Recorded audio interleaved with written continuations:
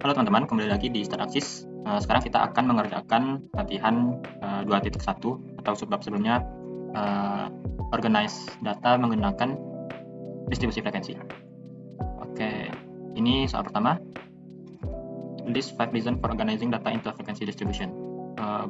Buat 5 alasan kenapa kita organizing data menggunakan distribusi frekuensi. Yang pertama, bikin di sini. Pertama,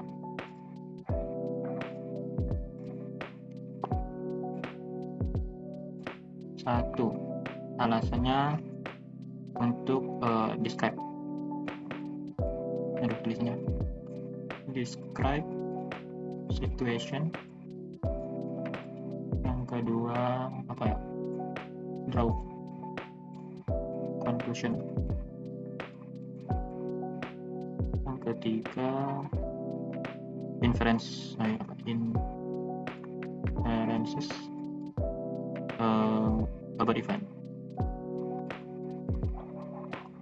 Event. Yang keempat, simplify large data. Yang kelima, memperoleh informasi dengan mudah. Obtain information easier. Astagfirullah, tulisan. Udah ya. Oke, yang kedua, name the 3 type of frequency distribution and explain when it should be used. New slide. Yang nomor 2, apa tadi? 3 tipe distribusi frekuensi dan jelaskan kenapa kita menggunakannya. Yang pertama itu kategorikal, digunakan ketika datanya bertipe nominal atau ordinal. Yang kedua, group distribution ya. Apa kan? Kita lihat.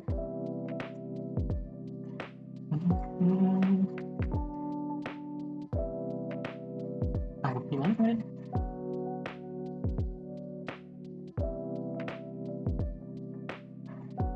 Ini the second distribution ini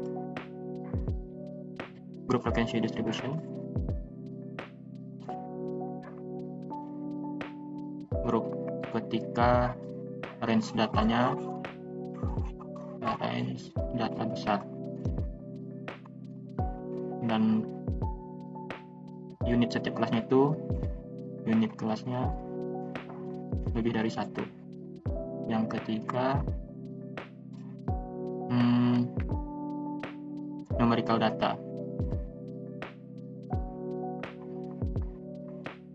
Numerik ketika range data kecil dan unit kelasnya 1. Seperti ini ya teman-teman. Contohnya gini.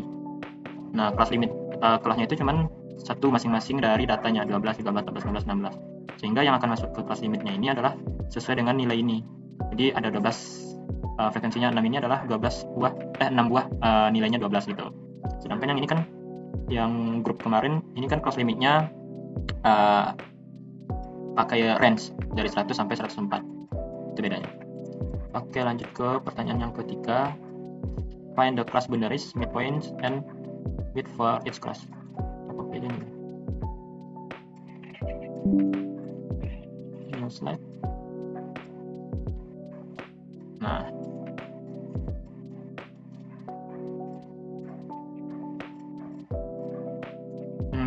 kelas boundaries ini berarti 11,5 sampai 18,5.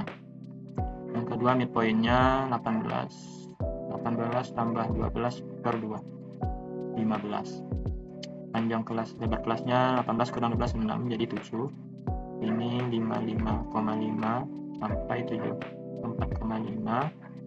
Yang ini 56 tambah 74, langsung aja 56 56, 57, 58, 59, 56 tambah 74 per 2. 56 tambah 74 130 per 2 dapat 65. Panjang kelasnya 74 kurang 6 18 berarti 19.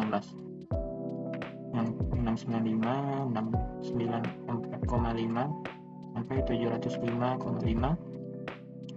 Midpointnya 695 sampai tambah 705 per 2 ini 10 14 bagi 2 700. Midpointnya berapa? Panjang kelasnya 705 kurang 695 ini kan 0, 10 kurang 9 1 berarti 11. Yang ini ini desimal 13,6 berarti 13,6 dikurang 0,05 13,55 sampai 14,75. Ini dapat pakai kalkulator aja kali ya. 14,7 tambah 13,6 bagi 2 14,15. Ini poinnya dikurang 13,6 1,1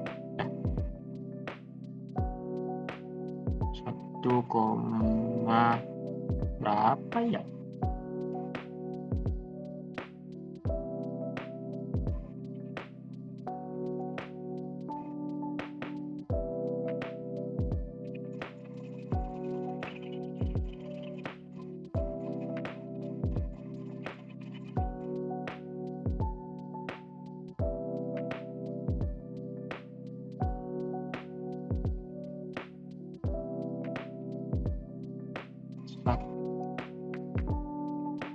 Panjang kelasnya berarti 13,6 14,7 kurang 13,6 1,1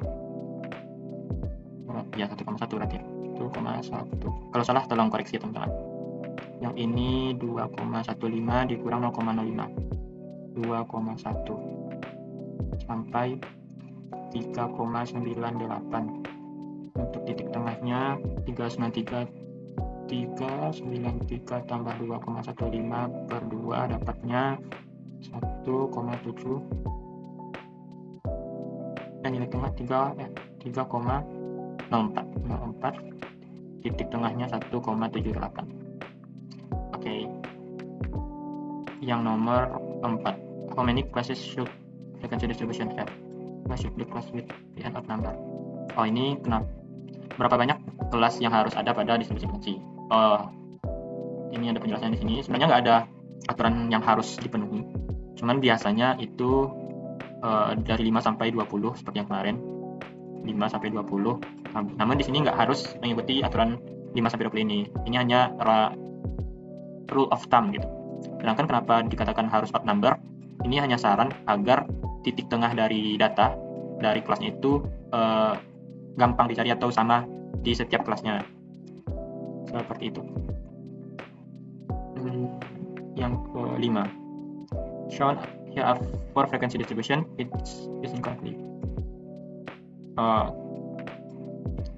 Baik, di sini disuruh mencari alasan kenapa distribusi frekuensinya salah.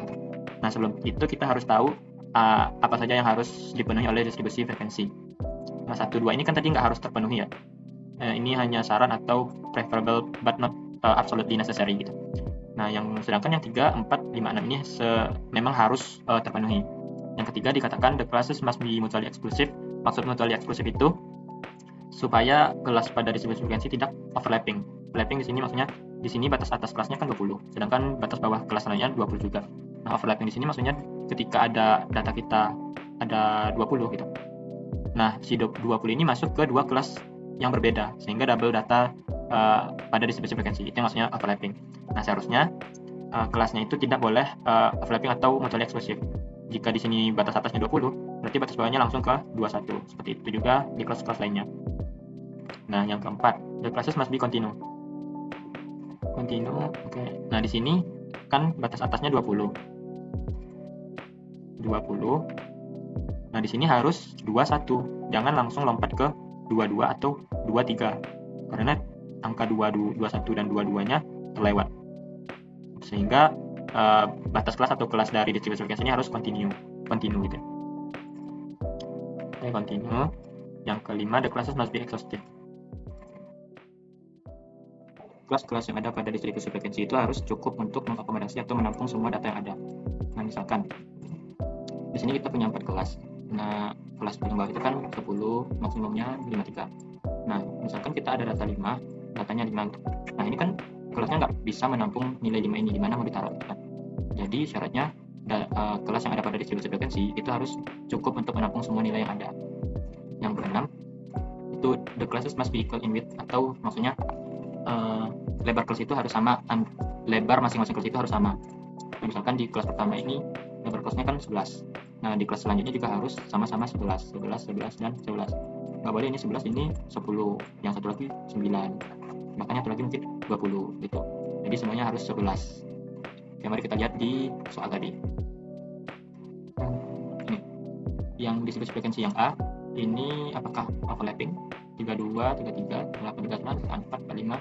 Yang enggak ya. Berarti untuk yang cara pertama tercukupi. Apakah continue? Ini juga continue. Apakah lebar kelasnya sama?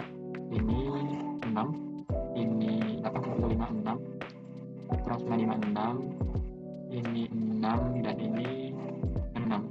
95, 6, ini 7 ya. Nah, berarti ini menyalahi aturan terakhir, di mana lebar kelasnya nggak sama.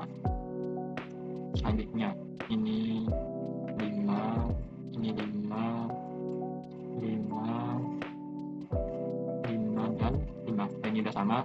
Oh, tapi ini overlap. Yang selanjutnya, ini 5, 5, 5, 5. Lalu apa yang salah? Oke, di sini datanya tidak continue. Ini dari 132 loncat ke 138. Selanjutnya ini ada 5, 5, ini 6, kan kurang 6, ini 3, 4. Oh, ini udah jelas salah ya. Ini tidak sama lebar datanya masing-masing. Oke, mungkin cukup 5 soal dulu teman-teman. Semoga bermanfaat. Sampai jumpa di video selanjutnya. Terima kasih.